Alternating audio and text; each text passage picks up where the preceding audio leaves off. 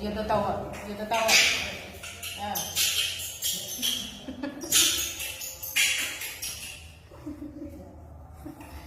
Nasi. Tôi này,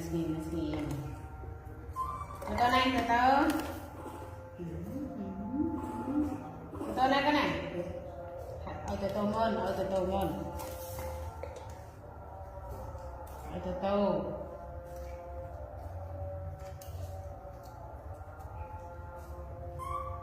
tôi này, bà bù nó,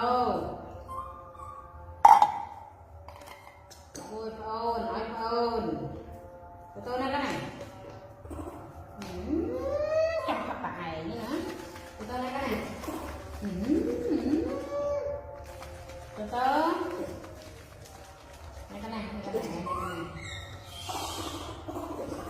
không cái mùi gì cái này.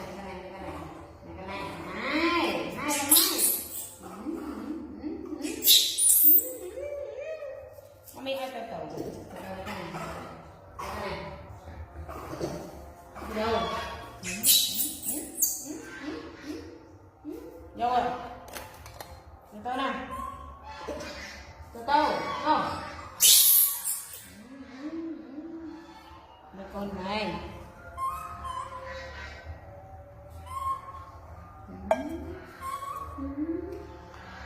ini bác con ngoài tao nè gió hay cặp con tha tao cần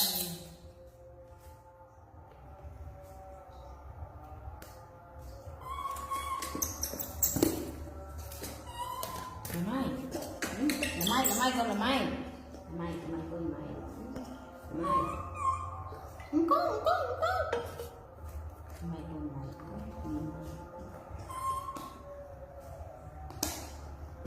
tao khác à giờ nó đi dần